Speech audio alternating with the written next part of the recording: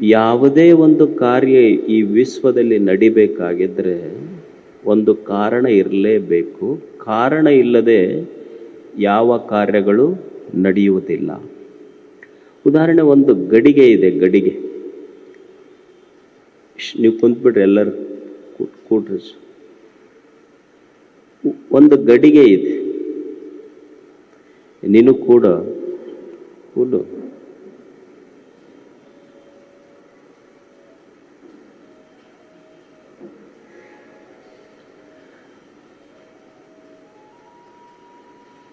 ಕಾರಣವಿಲ್ಲದೆ ಯಾವ ಕಾರ್ಯವೂ ನಡೆಯುವುದಿಲ್ಲ. ಇದು ನಿಸರ್ಗದ ನಿಯಮ. ಇದು ಉದಾಹರಣೆ, ಒಂದು ಗಡಿಗೆ ಇದೆ. ಗಡಿಗೆ ಅನ್ನೋದೊಂದು ಕಾರ್ಯ. ಗಡಿಗೆ ತಯಾರಾಗಬೇಕಾದ್ರೆ ಮಣ್ಣು ಅದಕ್ಕೆ ಕಾರಣ. ಮಣ್ಣಿರ್ಲಾರ್ದೆ ಗಡಿಗೆ ತಯಾರು ಮಾಡ್ಲಿಕ್ಕಾಗ್ತದೆ ನಮಗೆ? ಇಲ್ಲ. ಅಂದ್ರೆ ಒಂದು ಗಡಿಗೆ ಅನ್ನುವ ಕಾರ್ಯ ಆಗಬೇಕಾಗಿದ್ರೆ ಮಣ್ಣು ಅದಕ್ಕೆ ಕಾರಣ. ಮಣ್ಣು ಅನ್ನುವ ಕಾರಣದಿಂದ ಗಡಿಗೆ ಅನ್ನುವ ಕಾರ್ಯ ಘಟಿಸ್ತದೆ. ಇದು ಕಾರ್ಯ ನಡಿಬೇಕಾಗಿದ್ರೆ ಅದಕ್ಕೊಂದು ಕಾರಣ ಇರಲೇಬೇಕು. ಕಾರಣವಿಲ್ಲದೆ ಯಾವ ಕಾರ್ಯವೂ ಘಟಿಸುವುದಿಲ್ಲ ಅನ್ನೋದು ಇದು ಕಾರ್ಯ ಕಾರಣ ಮೀಮಾಂಸೆ. ಇದು ಈಗ ನಮ್ದೊಂದು ದೇಹ ಐತಿ. ಇಲ್ಲಿ ನಮಗೆ ಕಣ್ಣು, ಕೈಯ, ಕಾಲ, ಕಿವಿ ಎಲ್ಲ ದೇವರು ಕೊಟ್ಟಾನ. ಇವು ಕಾರ್ಯ ಮಾಡಕತ್ತಾವಿಲ್ಲ. ಈಗ ನಾವೇನು ಹೇಳ್ತೀವಿ? ಕಣ್ಣು ನೋಡ್ತೈತಿ, ಕಿವಿ ಕೇಳ್ತೈತಿ, ನಾಲಿಗೆ ರುಚಿ ನೋಡ್ತೈತಿ, ಕಾಲು ನಡಿತೈತಿ, ಕೈ ಕೆಲಸ ಮಾಡ್ತೈತಿ ಅಂತ. ಇದು ನಮ್ಮದು ಲೋಕಾರೂಢಿ ಐತೆ ಇಲ್ಲ? ಇದು ಈಗ ನೀವು ಸುಮ್ಮನೆ ಒಂದು ಸ್ವಲ್ಪ ವಿಚಾರ ಮಾಡಿ ನೋಡಿ. ಕಾಲ ನಡೀತಿದ್ರ, ಕೈಯೇ ಕೆಲಸ ಮಾಡ್ತಿದ್ರ, ಕಿವಿನ ಕೇಳ್ತಿದ್ರ, ನಾಲ್ಗಿನ ರುಚಿ ನೋಡ್ತಿದ್ರ, ಕಣ್ಣ ಅಕಸ್ಮಾತ್ ನೋಡ್ತಿದ್ರ, ಒಬ್ಬ ವ್ಯಕ್ತಿ ಸತ್ತಿರ್ತಾನೆ. ಸತ್ತಾಕ ಅವನಿಗೆ ಗೂಟಕ್ಕೆ ಬಡ್ದಿರ್ತಾರೆ. ಕಾಲು ಅದಾವ ಇಲ್ಲ, ಮತ್ತೆ ಯಾಕೆ ನಡಿವಲ್ಲ ಅವ? ಕಿವಿ ಅದಾವ ಇಲ್ಲ ಅವನಿಗೆ, ಮತ್ತೆ ಕೇಳುವಲ್ಲ ಯಾಕೆ? ಹಂಗೈತೆ. ನಾಲಿಗೆ ಐತೆ ಇಲ್ಲ, ಒಂದು ಕಣ್ಣಿ ಬೆಲ್ಲ ಇಟ್ಟು ನೋಡ್ರಿ, ರುಚಿ ಐತೋ ಏನು ಹೆಂಗೈತೋ ಅಂತ ಹೇಳ್ತಾರೇನು ಅವರು? ಈಗ ಕಣ್ಣದಾವೇ ಇಲ್ಲ, ನೋಡ್ಯಾನೇನಾತ? ಈಗ ಒಬ್ಬ ವ್ಯಕ್ತಿಗೆ ಗೂಟಕ್ಕೆ ಬಡ್ದಾಗ ಅವ್ರ ಮನೆಯವ್ರೆಲ್ಲರೂ ಅಳ್ತಿರ್ತಾರೆ. ನೋಡು, ಹಾಡಾಡ್ಕೊಂಡು ಅಳ್ತಿರ್ತಾರೆ. ಅವ್ರು ಯಾರೋ ಒಬ್ಬ ಸ್ನೇಹಿತ ಬರ್ತಾನ, ಒಂದು ಹೂವಿನ ಸರ ತಗೊಂಡು ಬರ್ತಾರ. ಕಣ್ಣರ ತೆಗೀರಿ, ನಿಮ್ಮ ದೋಸ್ತ್ ಬಂದ ನೋಡು, ಒಟ್ಟ ನೀವಿಬ್ಬರು ಬಿಟ್ಟ ಇರ್ತಿರ್ಲಿಲ್ಲ. ಕಣ್ಣರ ತೆಗೀರಿ ಅಂತ ಅಳ್ತಿರ್ತಾರಿಲ್ಲ. ಮತ್ತು ಇವ್ರು ಹತ್ತು ಕೂಡ್ಲೇನೆ ಅವ ಕುಂತಾವ ಕಣ್ಣು ತೆಗೆದ್ರ ಇವರಿಬ್ರು ಕಣ್ಣು ಮುಚ್ಚಬೇಕಾಕೈತಿ. ಕಣ್ಣು ಐತೆ ಇಲ್ಲ, ಮತ್ತು ನೋಡ್ಲಿಲ್ಲ ಯಾಕೆ? ಹಂಗಿತ್ತು ಅಂದ್ರೆ ಒಂದು ಸಣ್ಣ ವಿಷಯ ನಾವು ಅರ್ಥ ಏನು ಮಾಡ್ಕೋಬೇಕು ಅಂದ್ರೆ, ಕಾಲು ನಡೆಯುವುದಿಲ್ಲ, ಕೈ ಮಾಡುವುದಿಲ್ಲ, ಕಿವಿ ಕೇಳುವುದಿಲ್ಲ, ನಾಲಿಗೆ ರುಚಿಸುವುದಿಲ್ಲ, ಕಣ್ಣು ನೋಡುವುದಿಲ್ಲ. ಈ ಎಲ್ಲ ಇಂದ್ರಿಯಗಳಿಗೆ ಕಣ್ಣು ನೋಡಬೇಕಾದ್ರೆ, ಕಿವಿ ಕೇಳಬೇಕಾದ್ರೆ, ನಾಲಿಗೆ ರುಚಿಸಬೇಕಾದ್ರೆ, ಕೈ ಕೆಲಸ ಮಾಡಬೇಕಾದ್ರೆ, ಕಾಲು ನಡಿಬೇಕಾದ್ರೆ, ಕಣ್ಣಿನ ಕಣ್ಣಾಗಿ, ಕಿವಿಯ ಕಿವಿಯಾಗಿ, ಕೈಯ ಕೈಯಾಗಿ, ಕಾಲಿನ ಕಾಲಾಗಿ ಒಳಗೊಂದು ವಸ್ತು ಐತಿ. ಆ ವಸ್ತುವಿಗೆ ಮನಸ್ಸು ಅಂತ ಕರೀತಾರ. ಆ ಮನಸ್ಸಿದ್ರೆ ಇವೆಲ್ಲ ಮಾಡ್ತಾವ, ಮನಸ್ಸಿರದೆ ಇದ್ರೆ ಇವ್ಯಾವು ಮಾಡುವುದಿಲ್ಲ. ಅಂದ್ರೆ ಈ ಎಲ್ಲ ಇಂದ್ರಿಯಗಳಿಗೆ ಮೂಲ ಕಾರಣ ಏನು? ಮನಸ್ಸು. ಲೋಕದ ಚೇಷ್ಟೆಗೆ ರವಿ ಬೀಜವಾದಂತೆ ಕರಣಂಗಳ ಚೇಷ್ಟೆಗೆ ಮನವೇ ಬೀಜ ನೋಡ.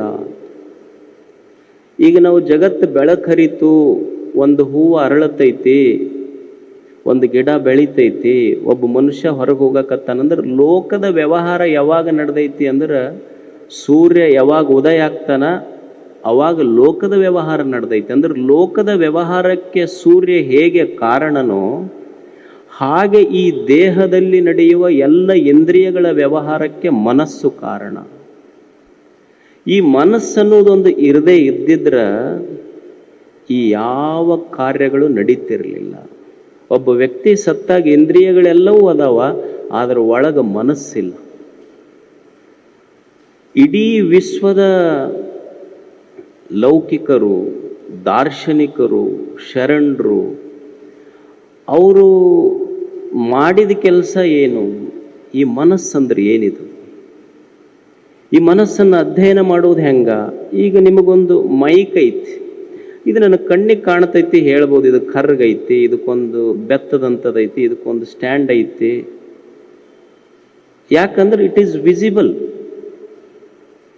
ಇದು ಕಣ್ಣಿಗೆ ಕಾಣ್ತದೆ.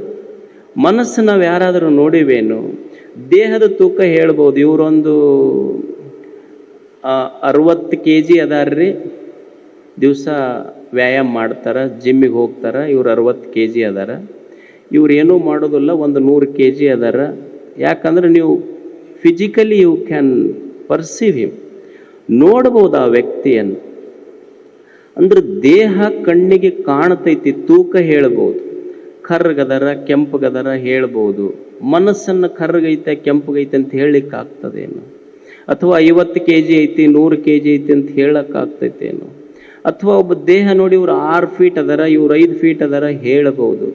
ಮನಸ್ಸನ್ನು ಇದು 5 feet ಮನಸ್ಸ 6 feet ಮನಸ್ಸು ಅಂತ ಹೇಳಲಿಕ್ಕಾಗ್ತದೇನು? ಹಿಂದೆ ಪತಂಜಲ ಮಹರ್ಷಿಗಳಂಥವರು ಅವರು ಅಧ್ಯಯನ ಮಾಡಿದ್ರು, ಏನಿದು ಮನಸ್ಸು, ಮನಸ್ಸಂದ್ರೆ ಏನಿದು? ಸಿಗ್ಮಂಡ್ ಫ್ರಾಯ್ಡ್ನಂಥ ಸೈಕಾಲಜಿಸ್ಟ್ಸ್ ಎಲ್ಲ ಈ ಮನಸ್ಸಿನ ಬಗ್ಗೆ ಅಧ್ಯಯನ ಮಾಡಿದ್ರು. What is this mind? ಅಂದ್ರೆ ಕಣ್ಣಿಗೆ ಕಂಡಿಲ್ಲ, ಕಿವಿಗೆ ಕೇಳಿಲ್ಲ, ಕೈಯಿಂದ ಮುಟ್ಟಕ್ಕಾಗೋದಿಲ್ಲ, ಆದ್ರೆ ಅದು ಇರದೇ ಇದ್ರೆ ಕೈ ಮಾಡೋದಿಲ್ಲ, ಕಣ್ಣು ನೋಡೋದಿಲ್ಲ. ಇದು ಅದರ ವಿಶೇಷತೆ, ಇದು ಮನಸ್ಸಿನದು. ಮನಸ್ಸಿಲ್ಲದೆ ಏನೂ ಮಾಡಲಿಕ್ಕಾಗೋದಿಲ್ಲ. ಇಂಥ ಮನಸ್ಸನ್ನು ಅಧ್ಯಯನ ಮಾಡಿದ್ರು. ಏನಿದು ಮನಸ್ಸು? ಹೇಗಿರ್ತದೆ ಈ ಮನಸ್ಸು? ಯಾಕಂದ್ರೆ ನಮ್ಮ ಇಡೀ ಇಂದ್ರಿಯಗಳ ವ್ಯವಹಾರ ನಡೆದಿದ್ದು ಈ ಮನಸ್ಸಿನ ಮೇಲೆ. ಒಬ್ಬ ವ್ಯಕ್ತಿ ಸುಖವಾಗ್ಯದಾನಂದ್ರು ಆ ಮನಸ್ಸೇ ಕಾರಣ, ಒಬ್ಬ ವ್ಯಕ್ತಿ ದುಃಖಿತನಾಗ್ಯಾನಂದ್ರು ಅವನ ಮನಸ್ಸೇ ಕಾರಣ.